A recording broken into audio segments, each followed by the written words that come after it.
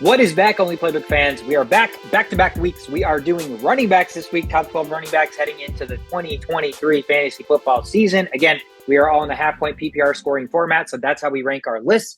I am Sweetcart. That is Shovit. That is Shishot. Been a week since I saw you guys. How you guys doing? Dude, feels like just a few minutes ago. It's crazy. Dude, and today I have a surprise for you guys. Bro. Yeah. First, you know what? Why don't you tell us what we're doing today, and then it'll just go right along. Yeah.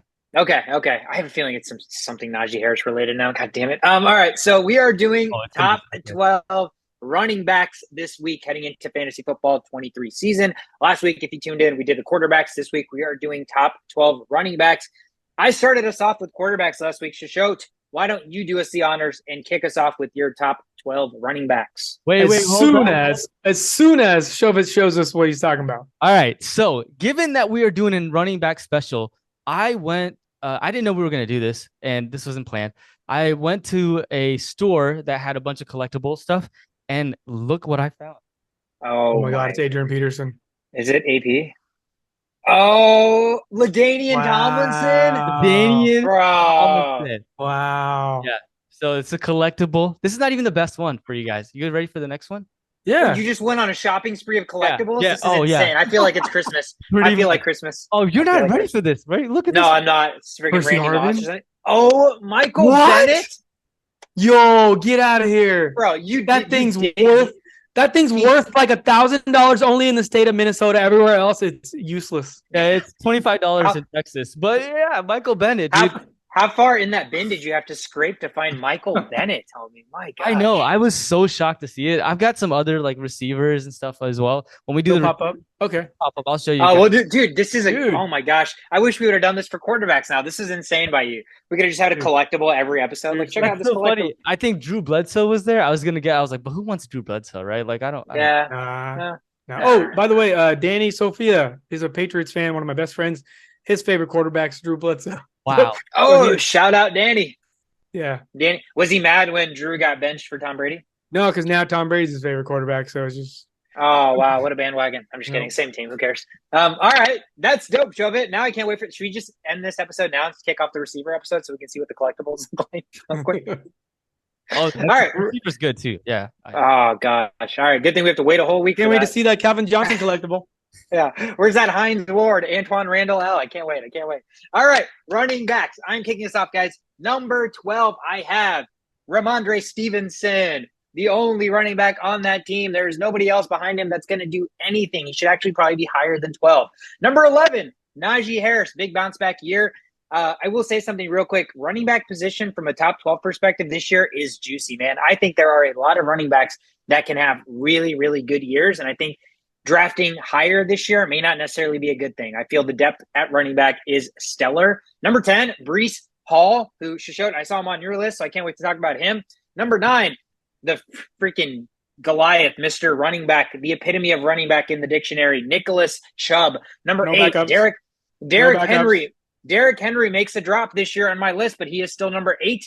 Number 7, the guy who finally gets a starting job, Tony Pollard. Number 6, the perennial rushing leader of the NFL, Josh Jacobs. Number 5, I have Jonathan Taylor, my Mr. Disappointment from last year. Number 4, Saquon Barkley.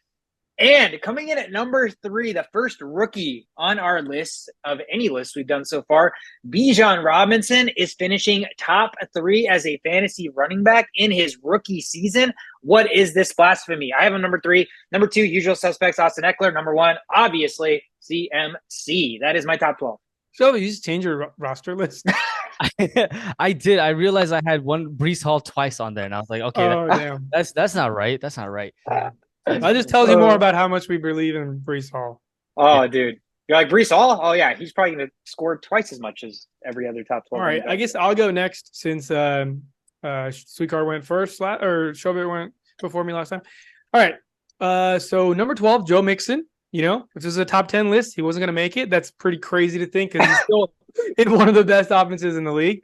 Number 11, Tony Pollard. Lots of promising stuff there. I'm just a little worried that their new and stud-like rookie running back is going to take a bunch of those carries.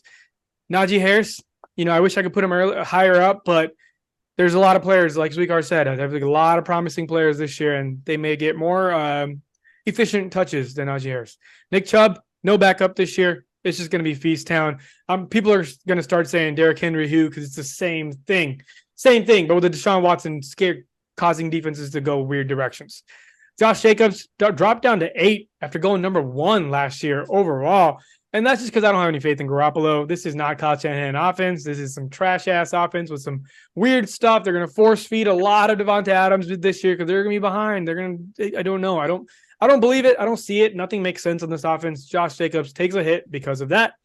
Saquon Barkley, it's still Saquon. Healthy Saquon's probably better running back than anybody else in the league, but concerns, right? I don't really have very many health concerns in this roster besides a couple players, and Saquon's one of them.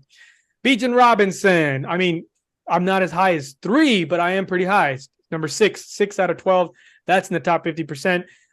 Carries. It's a young team. He catches balls really well. They're going to be throwing checkdowns. They still have a quarterback that doesn't know what he's doing completely. A lot of checkdowns coming. 50 catches minimum. A lot of touches, a lot of goal line touches. That's all fantasy points. Jonathan Taylor, 5. It sounds like a really high number, but think about where he was last year and think about where he is now. 1 to 5. The touches should still be there. The offense should still go through him because of the rookie quarterback, who's basically a running back. That should, believe it or not, help out Jonathan Taylor at least a little bit as far as change of direction goes. Breece Hall, number 4, extremely high for an injured player, but it is an ACL, and people come back from ACLs all the time. There's actually new research about new methods of treating knees, and I just hope I figure out that he actually underwent that procedure. It's called the Bayer's procedure.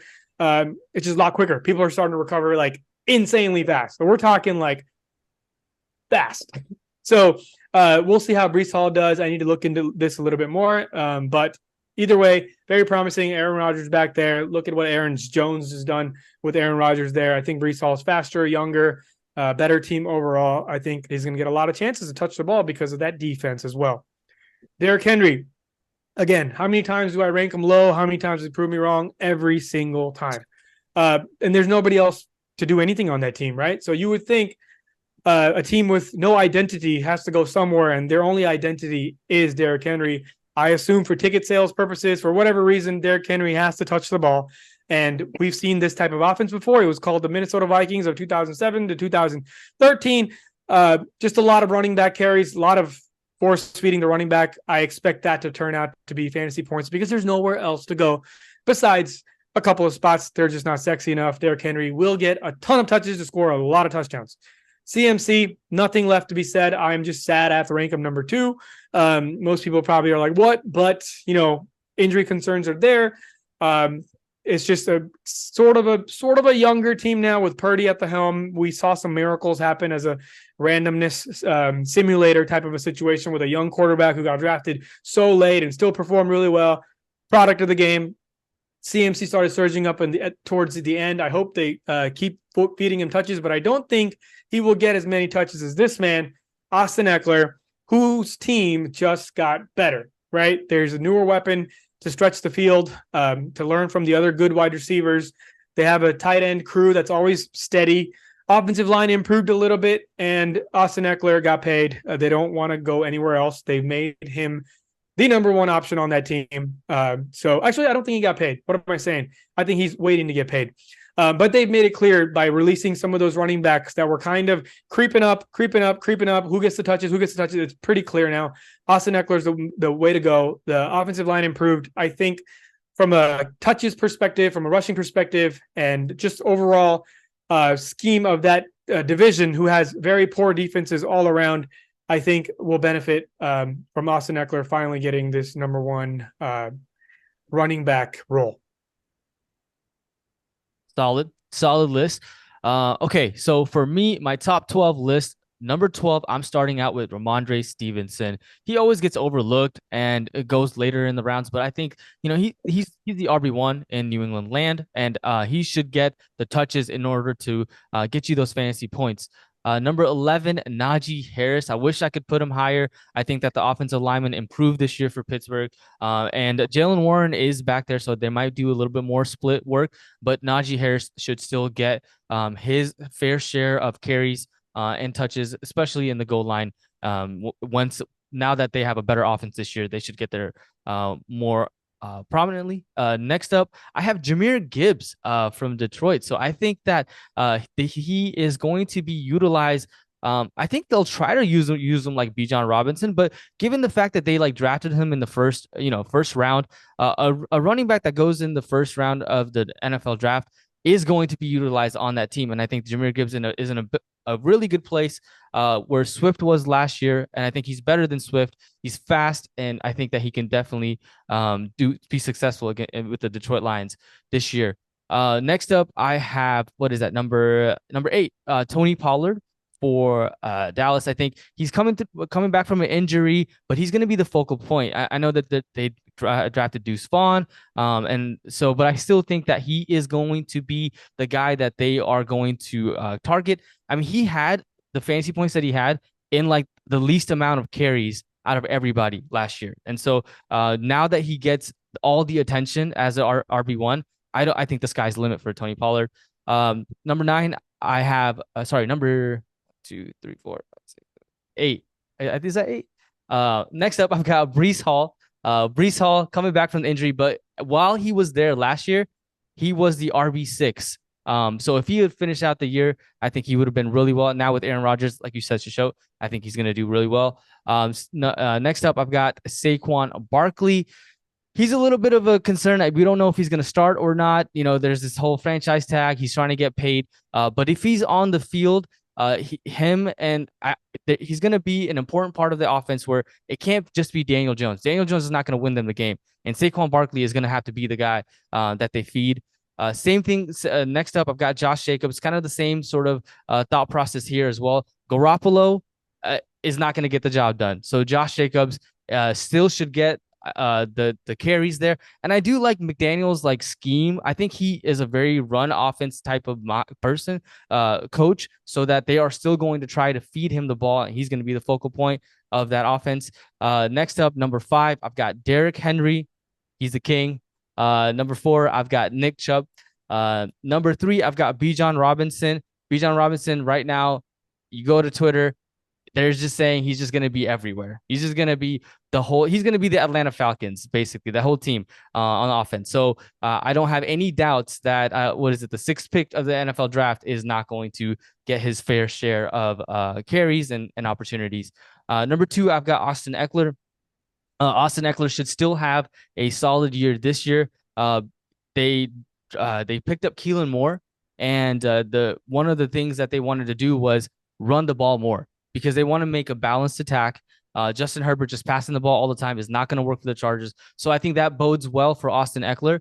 That may bring down his, PPR points, catching points. But if they're running the ball more, Austin Eckler should be able to should be the guy that gets the carries there. And then number 1, Christian McCaffrey. What can he do? He can pass. He can catch the ball. He can run the ball. I think that he is going to be a solid. He has the opportunity to be RB1 in 49ers land, who we saw what they did in the playoffs. It was all CMC. So I think that he can definitely repeat that and be RB1 this year as well. I like it. So here's my first thoughts on these lists, and this is kind of the way it's shaking out, which is why it's so interesting for me, is the same top guys that usually you have undoubtable confidence that they're going to perform the way they will. To some extent, they're a question mark. So let me just run through these real quick with you guys. CMC, not the same usage of the CMC for the Carolina Panthers, right? He's another year older. They traded for him and they took on his massive contract. So they know he's going to be a 49er for another 3 years at least. They still have Elijah Mitchell, who, again, he's injury prone. So obviously he'll get hurt this year at some point. But when he's healthy, they love to spell CMC. So again, it's not CMC of Carolina, where it's like 99% of all the plays are run through CMC. You got Debo. You got an array of weapons. So there is a variance that, there were games last year after the trade where CMC was getting like 10 to 14 points. While that's fantastic, that's not number 1 overall points, right? So that's the variance there. Austin Eckler, great point here. They refuse to extend Austin Eckler. They're going to let him play out his contract in his final year. And because they didn't extend him, that leads me to believe that they're probably just going to let him walk in free agency, and he's going to sign somewhere else. Maybe they get a deal done at the end of this year, but if they really wanted to keep him, I feel like they would have extended him this year. So That's my fear with Austin Eckler. And also the fact that he's coming off back-to-back seasons where his touchdown rate has been like astronomically high. What is it, like 20 touchdowns and 18 touchdowns or something like that? So at some point, those numbers for a running back that doesn't get the same carry workload that normal number one running backs do, that touchdown figure just has to come down organically. He's not going to maintain that same pace. So there is fear there. You mentioned the dink and dunks, but now that they got Kellen Moore, maybe they're trying to open up the offense more, which in turn, it's going to hurt Austin Eckler because he's not going to get those dink and dunks. All those like catches, 10 catches a game he was getting, if they're trying to get away from dinking and dunking because Kellen Moore's the offensive coordinator, there is uncertainty there. Bijan Robinson's a rookie. Obviously uncertainty. I don't think we need to say anything beyond that. Granted, he's in a situation where Arthur Smith literally coached Derrick Henry, ran his ass to the ground. Bijan Robinson's a young, fast, can catch the ball, can do literally everything, doesn't do anything wrong. And now he's coming into an offense that had, what's his name? Rando, no name, Caleb Huntley. Was it Caleb Huntley or was it the other guy? What's the other guy's name? Why am I drawing? Falcons running back last year. Tyler Algier. Tyler Algier, not Caleb Huntley. Tyler Algier. Tyler Algier came into this backfield and ran for over 1,000 yards. And I'm sorry, Tyler Algier is maybe half of the player that Bijan Robinson is, right? So if they drafted a running back 8th when they had a running back run for over 1,000 yards last year, they're not a good team. They're a rebuilding team that needs help in every position possible.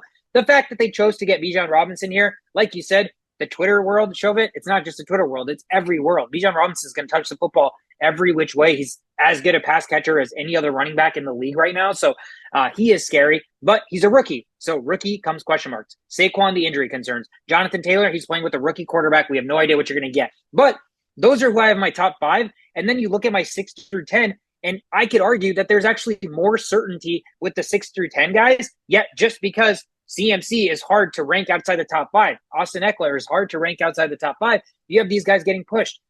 Josh Jacobs certainly has uncertainty because Jimmy G couldn't even pass his physical.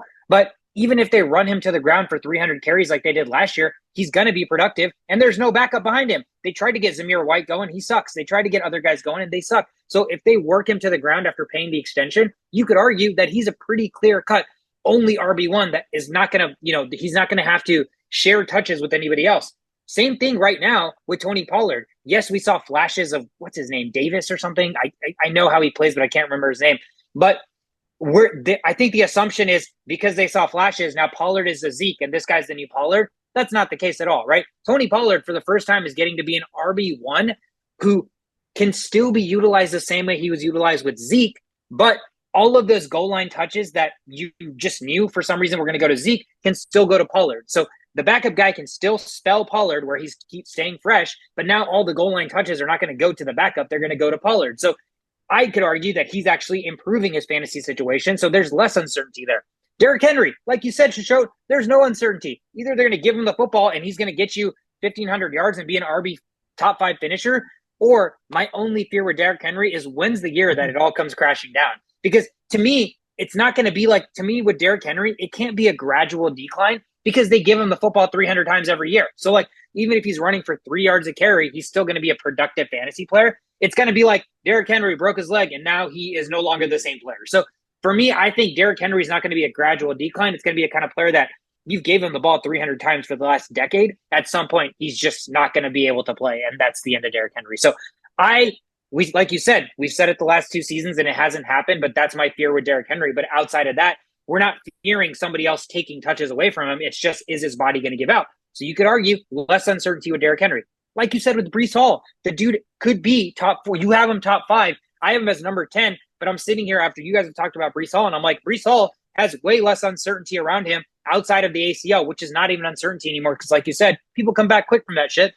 He has less uncertainty than the top 5 guys. So I'm looking at my rankings being like, it's hard to put Pollard or Henry, in my opinion, or Breece Hall above guys like Eckler, CMC, Bijan, Barkley even, who just don't have people that they're necessarily competing with.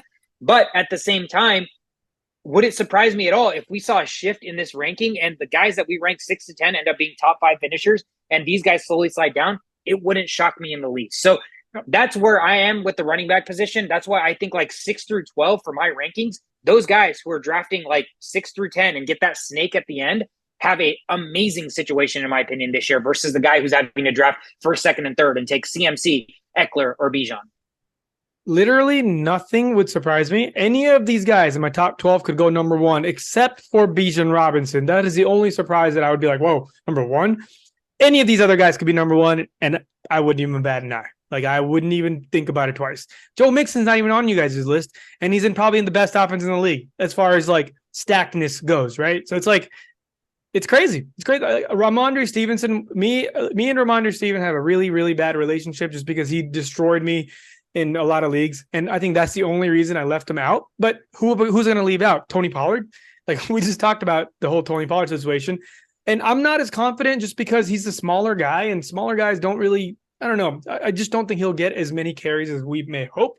I think the couple of goal line carries will definitely happen, but that's why they're so, like, the same things we're reading about Breece Hall and the same things we're reading about Robinson.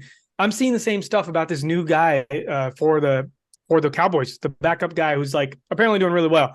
So, I mean, I feel like they're going to show, but you did say, like, young running backs, they get used often because their lifespan's not very long. They want to use them as soon as they get them. So, maybe that's why I have Pollard low, but I can see Pollard being one overall at the end of it because he breaks 70-yard runs. So, again, this is the toughest decision out of all these decisions. The only reason Eckler's going one is because he's proven it to me, right?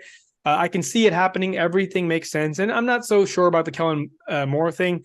Not as sold on that just because he's the best player on the field. And when you have the best player on your team, you want to get him the ball and what he does the best out of, not many running backs outside of CMC can do what Eckler can do. And I find it really surprising that he would get like less than 50 touches in the passing game just because Kellen Moore's there. But we'll see. We'll see how that plays out.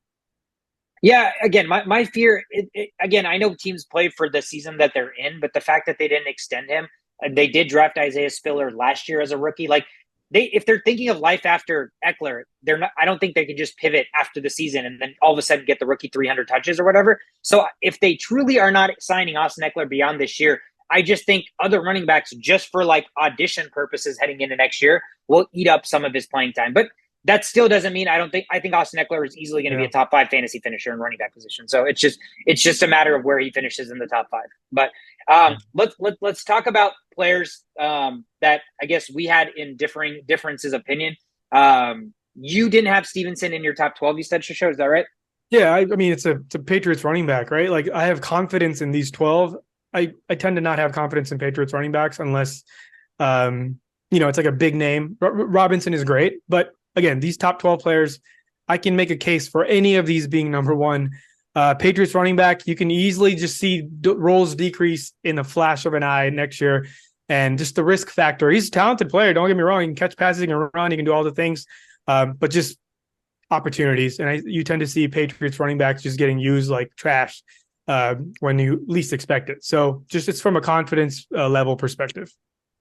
Yeah, my confidence on Joe Mixon is not high, and that's for the reason that, one, they've been talking about whether he's going to take a pay cut, whether they're literally just going to cut him, and he just got charged with a misdemeanor like at the end of April. So his situation's incredibly murky. That's, again, if he's just playing another season in the Bengals offense, I absolutely think he can finish top 12. But there's too much uncertainty around Joe Mixon to me. And Ramondre, like every other year, usually you have like a Damian Harris or Sony Michel, but this year you have J.J. Taylor and a bunch of literally nobodies. But you're right. If there's anybody that's going to find a nobody and play him for 100 snaps or 200 snaps, it's Bill Belichick. So it would not surprise me. But this is the year where there's not even that pass catcher behind him to be the third down guy. Like, it's Ramondre or it's no longer Ramondre in the Patriots world, in my opinion. So that's why if I'm going to take a chance on him, if I'm going to draft him as high as Ayush randomly decided to and got really lucky last year in the 5th round, then this would be the year where it actually makes sense to do so. Yeah. It's funny that you bring up this uncertainty with the running back situation, because a lot of times that, your league winners don't come in this top 12 list. Like last year, Josh Jacobs. Jameer Gibbs, right? Jameer Gibbs is it's in your top 12, but that's a league winner, in my opinion, that doesn't deserve to be valued as high because they still have Montgomery and they, he's as much as people don't like him, like he is a solid coach's player. Like he's one of those players that every coach wants on the team because of his size, because of what he does from a blocking, catching. So those players are still around versus players like Joe Mixon, who don't really have that scare factor. There's nobody really behind him. As much as his off-field stuff is up for grabs, like everybody knows how much I dislike Joe Mixon. It's just the evidence is right in front of you and you can't just dismiss it. Yeah, show it. That's a good segue. Talk to me about Jahmyr Gibbs. The argument showed already made for you. They got David Montgomery. David Montgomery is he's been a workhorse pretty much his entire career, so you have to factor that in. Jahmyr Gibbs doesn't have the ideal size to be a 3-down running back. And the Lions have shown, like you said, he can come in there and replace Swift. Well, Swift still had to get a lot of work in spelled with Jamal Williams, right? So that already, unless you're at the touchdown pace that Williams could maintain, that already puts you behind the 8 ball and finishing top 12. So talk to me about what you love about Jahmyr Gibbs so much that you have him in there. Yeah, I mean, I think that they're going to have opportunities to use Jahmyr Gibbs in the first 6 weeks of the season, right? With no Jameson Williams, he already has an opportunity to be in the receiving game.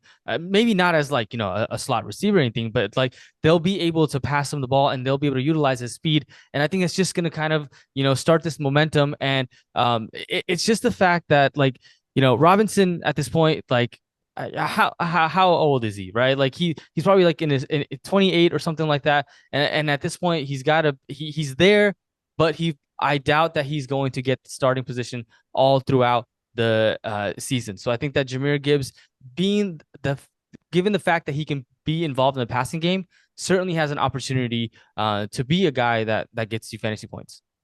This is the crazy thing about the running back position and the perception in the NFL. David Montgomery seems like he's old as shit and he's been in the league forever. The dude is 26 years old.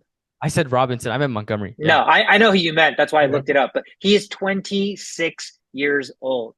So he's basically graduated college at 22 and been in the NFL for 4 years. And here we are dismissing a man being like, he's old, man. Like he's over. Not going to catch me lacking. But it is exactly that. The perception of the running back, the shelf life of the running back, the fact that you drafted a rookie running back as early as you did, you're obviously inclined to assume that a team that paid that premium on a position that you shouldn't pay a premium on when you didn't need to pay the premium because you just signed somebody, the biggest offseason running back contract in the NFL, yet you decided to draft another running back at 8, you would be like, okay, well, if you paid that high of a premium on him, you're probably going to play him. But you also paid a premium on the free agent running back that you signed that cost more than any other free agent running back this year. So like one's got to give. And if one's not going to give, then they have to figure out a way to work both, which just naturally limits Gibbs' touches unless he's, again, getting touchdown dependent.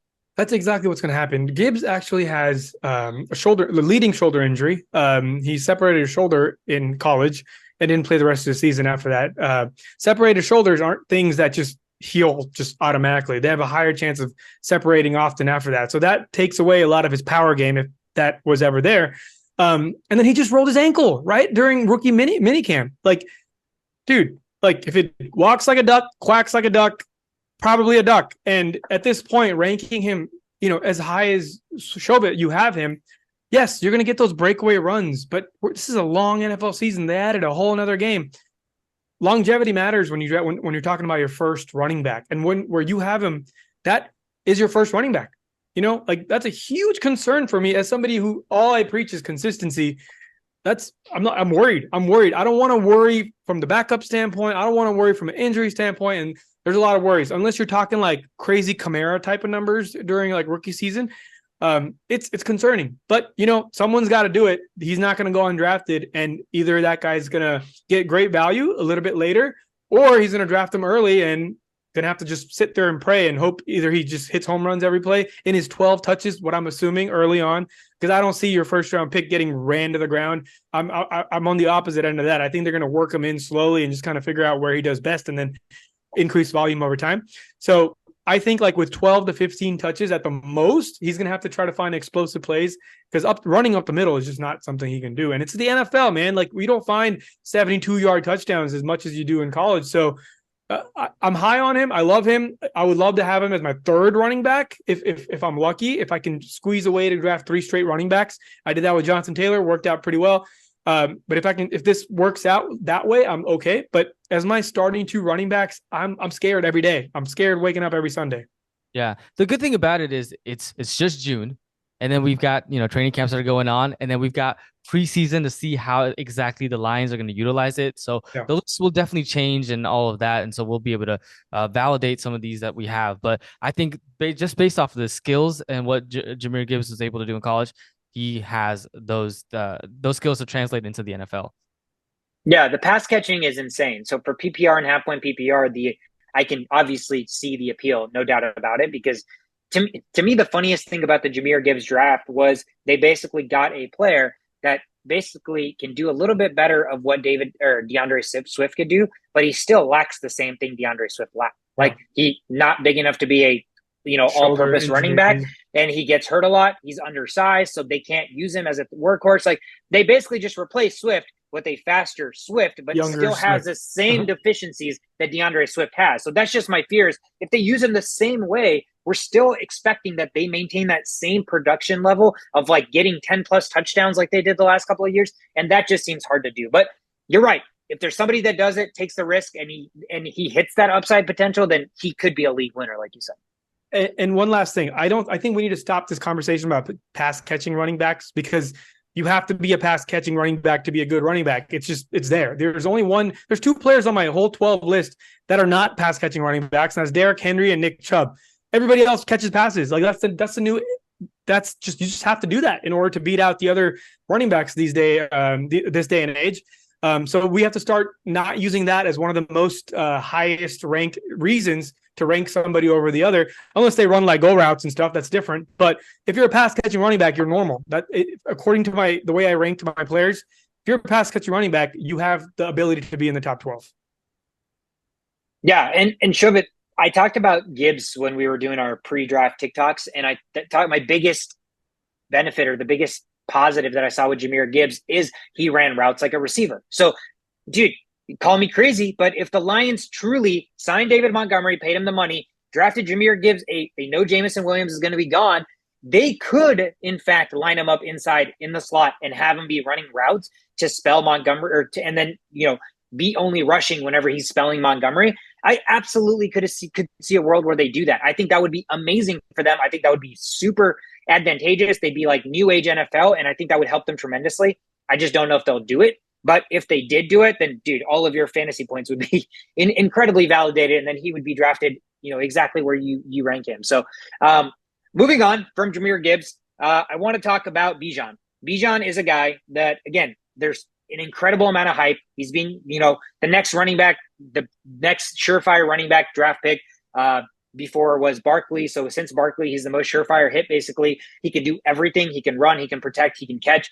He basically has no deficiencies in his game. He's fast, he's powerful, he's explosive. So he's coming into a situation that is all run heavy.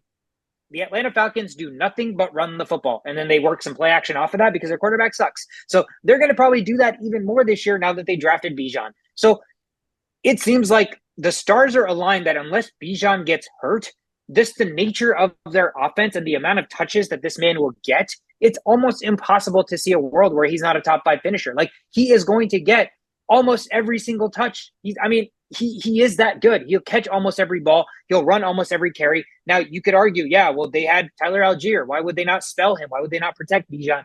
Well, it's just a different age of the NFL where the more we're devaluing running backs after their first contract, the less teams are going to give a shit about prolonging their career, because they're only going to pay them up until their first contract is the rookie contract's over, and maybe they get one contract after that. But that's why, like you said, with Jahmyr Gibbs, maybe because he's working in from an injury and that he probably can't sustain like a full workhorse level, that they're going to ease him in. But with a guy like Bijan, this guy could get 30 touches in week 1 and it would not surprise me. And that could just be the level that he sustains for an entire season. Because again, everything I saw in college, he truly, in my opinion, has no deficiencies, or has shown no deficiencies in his game whatsoever.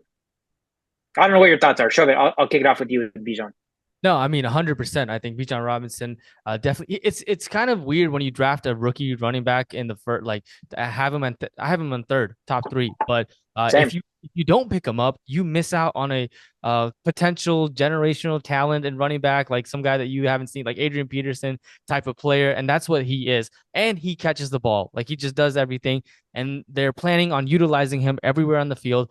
I feel like he's a safe top 5 running back pick of this year's draft, no doubt. Which is hard to say for a rookie running back, right?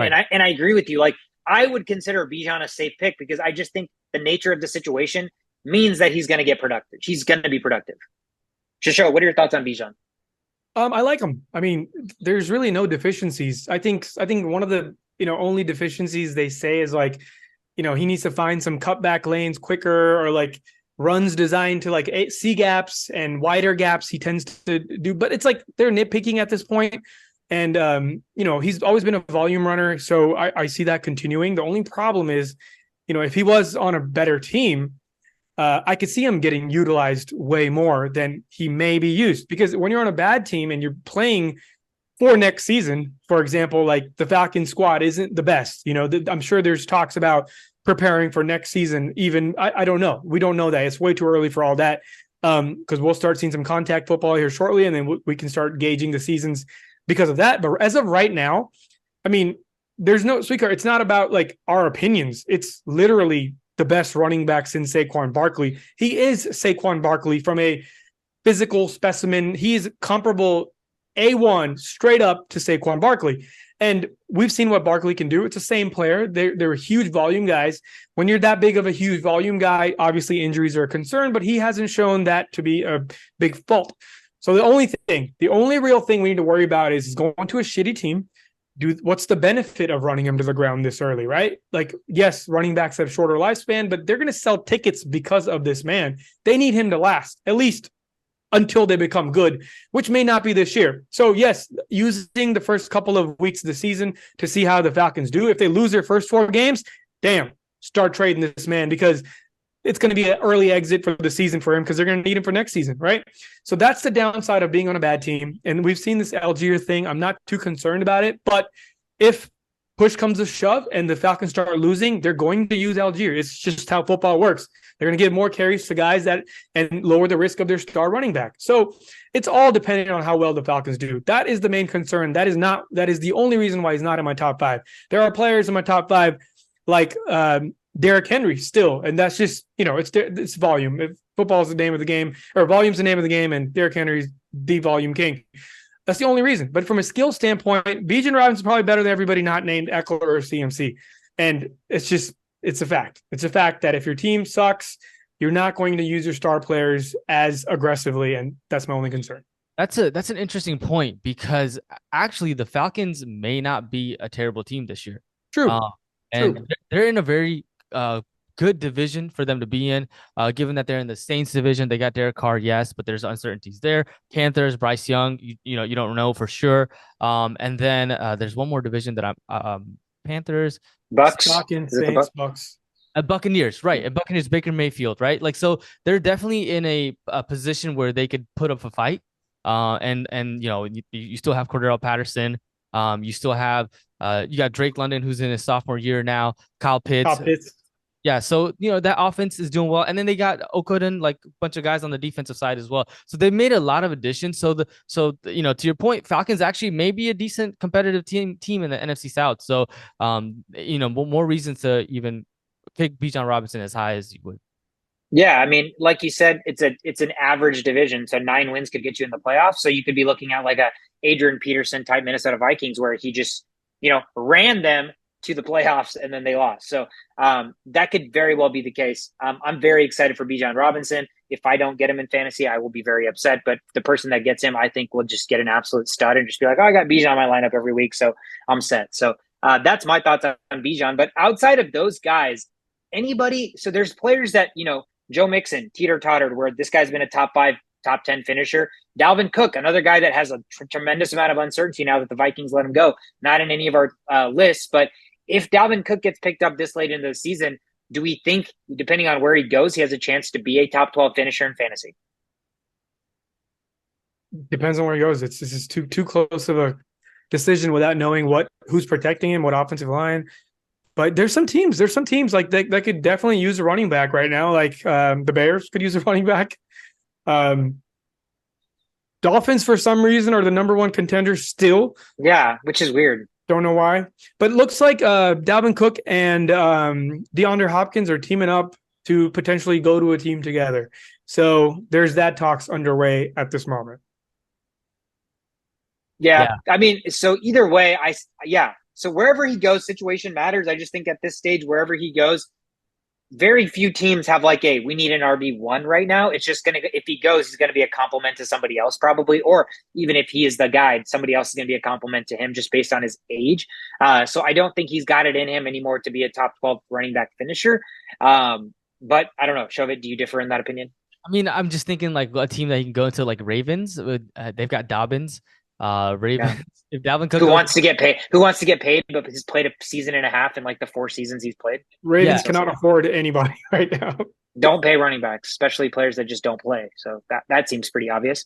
But yeah, the list of teams that he could go to and be like the guy, there's next to none, right? So that's what kind of creeps him out. Guys like Alvin Kamara, these three names have been staples in top 10, running back finishes over the last 3 to 5 years. So not seeing Kamara, barely seeing Mixon, not seeing Dalvin Cook. It's a different scope and landscape in the NFL, but it's an exciting time because, like you said, Shishot, you're basically in the top 12 because you can run and pass catch. It's like becoming the new norm. And Nick Chubb, 27 catches last year, now with no Kareem Hunt. Yeah. Why not? Throw him the football. It's not that he can't catch the football. He's insanely good once he has the football in his hands. So I've never seen him brick passes to where they should just not throw him the football. So now that they don't have Kareem Hunt, maybe he'll catch the football more. And then even Derrick Henry, like he's not the pass catcher, but he can catch the ball. So like you said, it's just becoming a necessity or a requirement if you're a running back and you want to be successful. But do you guys have anybody else in the top 12 that you really want to debate or talk through? Because everything else, to me, in my opinion, seems pretty clear cut. yeah, I just realized I messed up. I did not put Jonathan Taylor on my list when I should have put I Jonathan. mean, is that really a mess up though?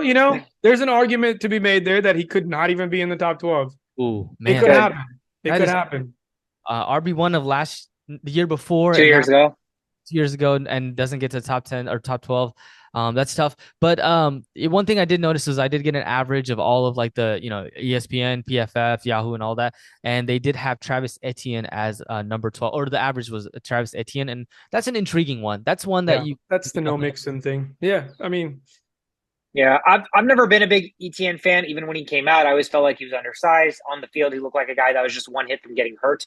And so like all of these reservations that we have with like Gibbs and people like that, that was my fear with ATN from the get-go. And I mean, I thought Robinson was going to play a big factor, but now Robinson's gotten cut.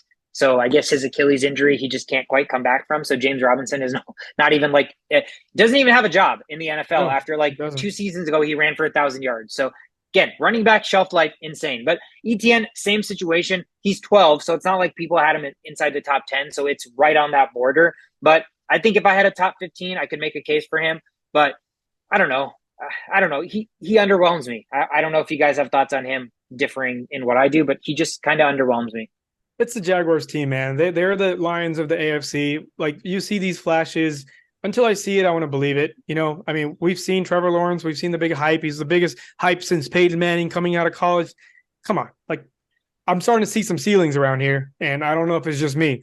So until I see some actual, like, I am better than Joe Burrow on Sundays. I am better than Jalen Hurts, Josh Allen, Patrick Mahomes. Until I see that type of spark, I think we need to tone down this Trevor Lawrence and the Jaguars as a whole until we start seeing some stuff. Hopefully this addition of one of the best wide receivers in the league welcoming back, hopefully that changes things. It should, but things are supposed to shoulda, woulda, couldas are always there, and we never see it play out the way it should. So let's see if the Jaguars really, really can take the next step now that everything is in a platter in front of them. Yeah, I'm excited. I think he does take the next step, but the step to take to get to the level of the players you mentioned, man, those quarterbacks are just so damn good that, again, if he never gets to that step, he can still be a good quarterback in the NFL and have a productive career. But if he does get to that level, then, man, that's insane for the Jaguars, and they truly hit on all of the, projections that they had with Lawrence and everybody else in the NFL did too. But that's it, man. I mean, guys in the bottom like Dak, Tua, Geno. Dak, you guys know my thoughts on Dak, but for some reason he always throws for 4,000 yards and 30 touchdowns. So he's always in fantasy stat. Like he's always in top 10, top 12 rankings when he's healthy. So that's why I just threw him in there despite not like, I don't want to draft Dak Prescott. I hope I don't get stuck with him. Same situation with Tua. Like Tua's got insane weapons. So he is a fantasy god, but his brain could also be mush and he could just get a concussion and never play football again. So I am terrified with Tua. What are you saying? They've got a helmet that's built for Tua now to help protect him.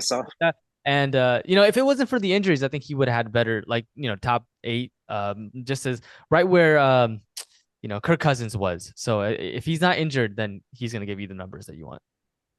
Yeah, Yeah. apparently this new helmet actually like scrunches when it hits you. So it's like visible that it like makes a dent, but that actually helps your head 7% more than the old helmet. So 7% increase in helping, but it does visibly like bend. So it's going to be weird to see when it happens. It's the same technology as like a fender, like a bumper. It's the same thing. They decided to go down that route, like visibly see it scorched, so it soaks up the damage. The brain soaks up the damage rather than it just all getting scorched back. Just goes this way. That's really weird because like imagine a player's like helmet gets squished and you're like, oh, he's fine, like he's 7% protected, and then he goes back on the field. You're like, he's supposed to be out there. Like that's kind of concerning.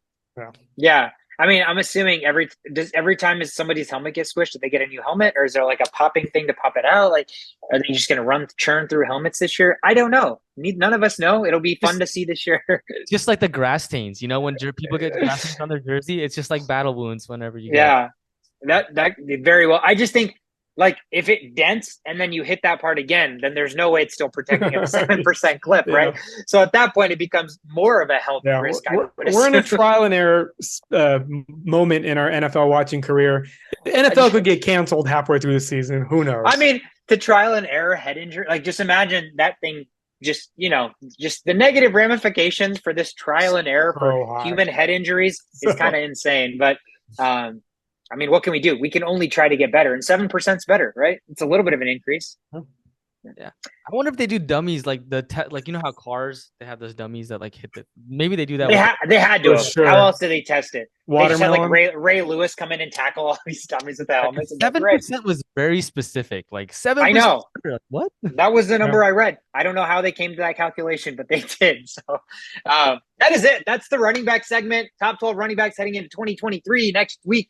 2 weeks from now, whenever we do wide receivers, we got tight ends. We're going to do defenses and kickers because we give a shit. We're not trying to play best ball. We're not in these stupid leagues where you just kick out the kicker and the defense because you don't want any strategy and you just want more pass catchers. Like, come on, guys. There's so much strategy in drafting a defense. There's so much strategy in picking up a defense or drafting a kicker, picking up a kicker. So that's the beauty of fantasy football, and we are going to rank all of those positions week by week. I'm Sweetcard. That's Shovit. That's the show. We are the only playbook. We will see you guys next week, and we will be back with Shovit's collectible receivers as we rank our receivers. Thank you. Can't wait to see that Andre Johnson.